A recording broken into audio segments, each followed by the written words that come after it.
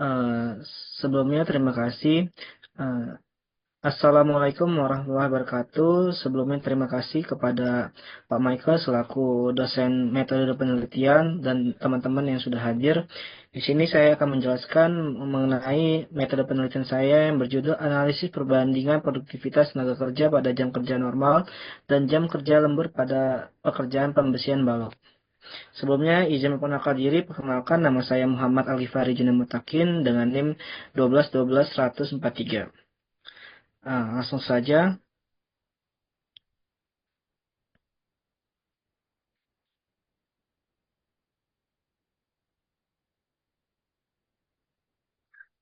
yang dimana di sini ada bab satu, yang kedua ada bab 2 tinjauan pustaka dan landasan teori, selanjutnya untuk bab 3 metode penelitian. Yang pertama, bab satu pendahuluan. Proyek dapat didefinisikan sebagai aktivitas atau kegiatan sementara yang dimana proyek.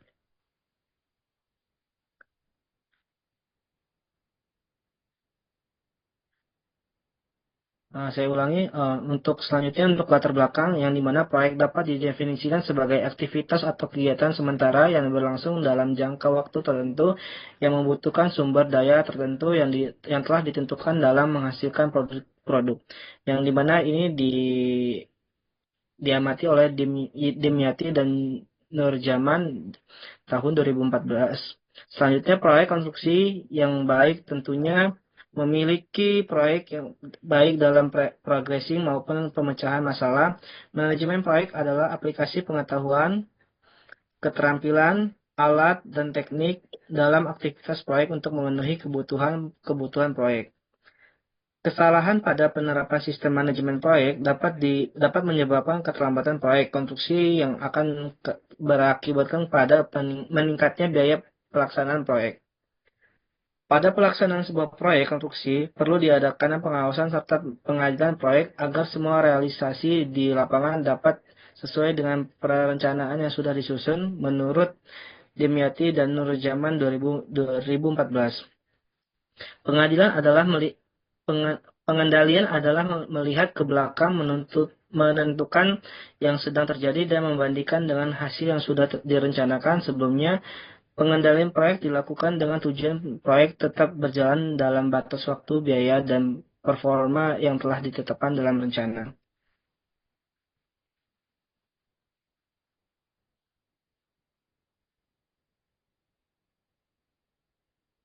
Selanjutnya, rumusan masalah. Yang pertama ada beberapa persentase nilai produktivitas tenaga kerja pada jam kerja normal dan jam kerja lembur pada pelaksanaan pekerjaan pembersihan balok lantai 1 berdasarkan metode work sampling. Selanjutnya, bagaimana perbandingan persentase nilai produktivitas tenaga kerja pada jam kerja normal dan jam kerja lembur berdasarkan metode work sampling. Selanjutnya, berapa jumlah jam kerja efektif yang digunakan oleh tenaga kerja pada jam kerja normal dan jam kerja lembur pada pekerjaan pembersihan balok lantai 1. Yang keempat, faktor apa yang menyebabkan perbedaan nilai produktivitas tenaga kerja proyek pada jam kerja normal dan jam kerja lembur. Selanjutnya ada tujuan penelitian. Yang pertama, menghitung dan mengetahui persentase nilai produktivitas tenaga kerja pada jam kerja normal dan jam kerja lembur pada pelaksanaan pekerjaan pembersihan balok lantai 1 berdasarkan metode work sampling.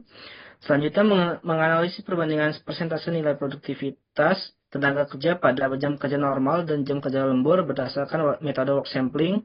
Selanjutnya, menganalisis jumlah jam kerja efektif yang digunakan tenaga kerja pada pelaksanaan pekerjaan pembersihan balok lantai 1.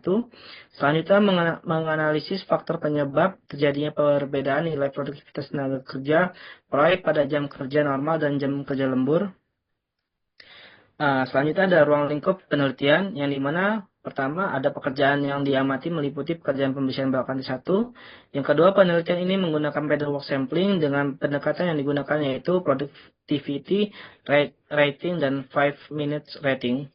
Selanjutnya, tenaga kerja yang diamati adalah orang yang sama yang bekerja untuk pelaksanaan konstruksi selama jam kerja normal dan lembur. Berikut manfaat penelitian. Yang pertama, manfaat bagi penulis yaitu untuk menambah pemahaman terkait dunia konstruksi dan tenaga kerja konstruksi. Selanjutnya, manfaat bagi perusahaan yang diharapkan yaitu penelitian ini dapat diterapkan pada proyek yang relevan untuk meningkatkan produktivitas lapangan dan memberikan informasi tentang faktor-faktor yang mempengaruhi nilai produktivitas tenaga kerja pada jam kerja lembur. Selanjutnya, manfaat bagi peneliti lainnya yaitu penelitian ini dapat digunakan sebagai referensi dalam bidang teknik sipil, terutama dalam menentukan nilai produktivitas dari jam kerja normal dan lembur. Selanjutnya ada bab 2, tinjauan pustaka dan landasan teori.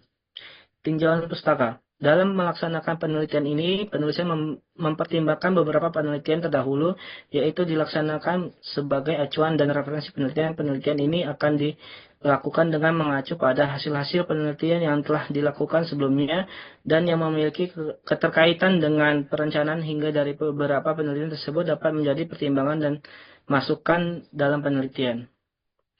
Berikut penulis dan judul dan tujuannya. Yang pertama ada Nur Hadi tahun 2015 yang berjudul Perbandingan Produktivitas Tenaga Kerja Konstruksi pada Jam Kerja Reguler dan Jam Kerja Lembur pada Pembangunan Gedung Bertingkat di Surabaya.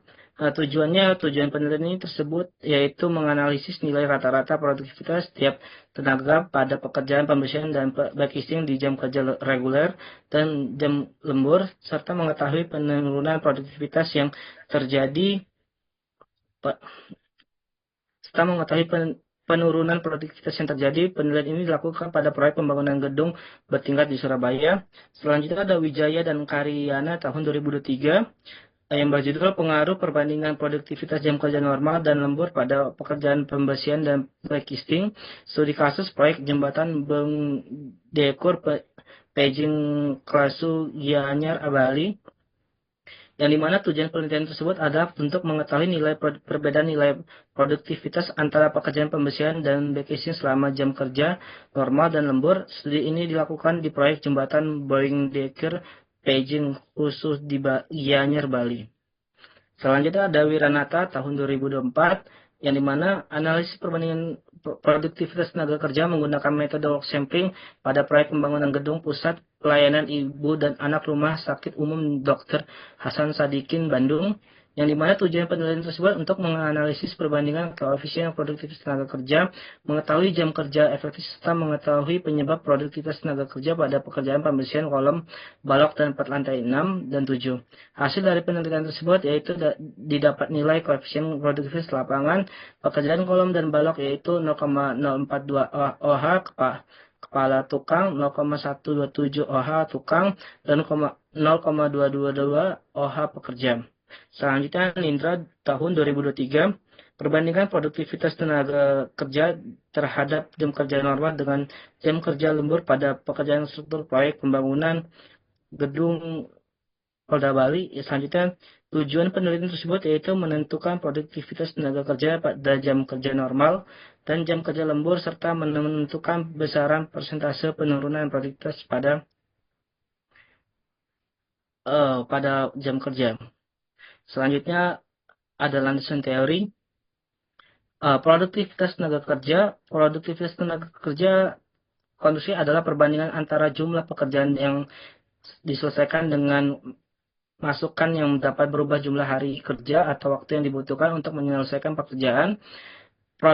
Produksi dalam proyek konstruksi sangat penting karena pelaksanaan proyek dipengaruhi oleh biaya, kualitas, dan waktu tertentu. Untuk mencapai hasil yang diharapkan, sumber daya manusia terbaik diperlukan. Selanjutnya, pengukuran tingkat produktivitas tenaga kerja. Yang pertama ada pengukuran waktu kerja secara langsung. Direct time adalah pengukuran waktu kerja yang dilakukan secara langsung di tempat kerja, termasuk jam istirahat dan sampling kerja, yaitu work sampling. Selanjutnya pengukuran waktu kerja secara tidak langsung, indirect time. Pengamat tidak harus berada di tempat pekerjaan yang diukur. Aktivitas yang dilakukan dalam pengukuran secara tidak langsung yaitu membaca tabel waktu yang tersedia atau mengetahui jalan pekerjaan melalui elemen pekerjaan. Selanjutnya ada bab 3, metodologi penelitian. Jenis penelitian. Penelitian ini menggunakan jenis penelitian kuantitatif dan kualitatif karena fokus penelitian adalah mengukur produktivitas tenaga kerja pada jam kerja normal dan jam lembur melalui perhitungan statis dan menganalisis gagasan para ahli tentang faktor-faktor yang mempengaruhi kinerja tenaga kerja pada jam lembur. Selain itu, penelitian ini bersifat komparatif karena membandingkan antara dua jenis jam kerja, yaitu jam kerja normal dan lembur. Penelitian ini mengamati produktivitas tenaga kerja pada pekerjaan pembersihan balok lantai 1 pada jam kerja normal dan lembur. Berikut untuk lokasi proyek, yang dimana lokasi ini berada pada Masjid Raya Al-Bakri di Jalan Jenderal Sudirman nomor 59 Kecamatan Enggal, Kota Bandar Lampung, Provinsi Lampung, dan berdekatan dengan bangunan Gelayal, Grand Karaoke, dan lapangan Saburai. Untuk jenis pengumpulan data, yang pertama ada data sekunder. Nah, data sekunder ini merupakan data yang digunakan sebagai pendukung dalam pengolahan data primer. Data sekunder merupakan data yang diperoleh secara tidak langsung, yaitu seperti melalui media, buku, atau catatan. Selanjutnya, data primer merupakan data yang didapati secara langsung melalui studi lapangan menurut Sugiono tahun 2018. Data primer penelitian ini didapatkan peneliti melalui observasi langsung pada proyek pembangunan Masjid Raya Al-Bakri. Pada penelitian ini, data primer terdiri dari nilai produktivitas tenaga kerja dan jumlah tenaga kerja. Produktivitas tenaga kerja yaitu itu sendiri didapatkan cara melakukan observasi secara langsung ke lapangan dengan cara meninjau volume pekerjaan yang telah selesai dikerjakan, sedangkan untuk jumlah tenaga kerja yang terlibat didapatkan melalui wawancara dengan kontraktor terkait serta tinjauan dan pengamatan langsung. Analisis data, perbandingan nilai lur. Nilai lur yang sudah dihitung pada jam kerja normal dan jam kerja lembur selanjutnya dibandingkan kerja serta dihitung penurunan yang telah terjadi jika terjadi penurunan produktivitas pada jam kerja lembur. Perbandingan koefisien tenaga kerja, koefisien tenaga kerja lapangan yang sudah didapat selanjutnya dibandingkan nilai dengan koefisien tenaga kerja yang tertera pada peraturan Menteri PUPR nomor 8 tahun 2023 Cipta Karya dan Perumahan. Selanjutnya ada faktor penghambat kerja lembur dan dampak kerja lembur. Faktor penghambat ini didapatkan melalui wawancara mandor terkait faktor tersebut nantinya dapat dijadikan bahan evaluasi atau acuan untuk mempertahankan produktivitas tenaga kerja atau meminimalisir terjadinya penurunan produktivitas tenaga kerja pada jam kerja lembur. Berikut untuk diagram alir, yang dimana pertama ada mulai, identifikasi masalah, selanjutnya studi pustaka, penentuan sampel work sampling, pengumpulan data. Untuk pengumpulan datanya ada data primer, observasi pengamatan lapangan, jumlah jam kerja normal dan jam kerja lembur, jumlah pengamatan efektif work, contributive work, dan effective work. Selanjutnya ada volume pekerjaan yang telah diselesaikan. Selanjutnya ada wawancara, kendala pada jam kerja lembur, dampak kerja lembur bagi tenaga kerja. Lalu ada uji kelengkapan data, diperiksa lagi untuk pengumpulan data. Selanjutnya ada pengolahan data, menghitung nilai lur, laboratorium utilization rate, menghitung waktu produktivitas, menghitung jam kerja efektif, koefisien lapangan tenaga kerja. Selanjutnya ada analisis data, perbandingan nilai lur. Selanjutnya perbandingan koefisien tenaga kerja, faktor penghambat dan dampak kerja lembur terhadap tenaga kerja, hasil dari pembahasan, lalu kesimpulan, lalu selesai. Berikut presentasi dari yang saya sampaikan. Mungkin ada yang ingin ditanyakan kepada audiens, saya silakan.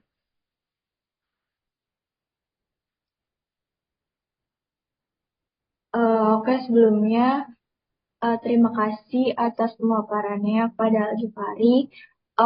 Yang ingin saya tanyakan itu kan tadi kan menghitung produktivitas dari jam kerja normal sama lembur. Nah, itu tuh kan ada variabel terkontrolnya kayak misalnya jumlah pekerjanya. Nah, kira-kira di penelitian nanti jumlah tenaga kerja yang mau dihitung itu apakah disamain eh, dengan yang normal dan juga lembur atau berdasarkan data dari hasil wawancara yang tadi udah dipaparin?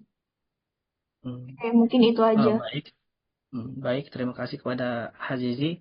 Mungkin bisa saya jawab. Kebetulan kan kemarin kan saya juga berada di lokasi ya. Jadi untuk cara penelitian yang saya terapkan yaitu pertama tuh kami itu mengamati para tukang-tukang itu untuk pekerjaannya, yang dimana pekerjaan itu dilakukan start dari jam setengah 8 biasanya, lalu ntar istirahat di jam 12, lalu lanjut lagi di jam 1, lalu ntar habis maghrib itu berhenti, lalu kerja lagi di jam 7, yang dimana untuk melaksanakan metode ini kami juga melakukan wawancara, yang dimana wawancara ini pertama itu kita lakukan kepada mandor, yang dimana mandor ini juga berperan penting dalam menjalankan analisis perbandingan yang terjadi pada jam kerja lembur dan pekerjaan dalam pekerjaan balap pada lantai 1.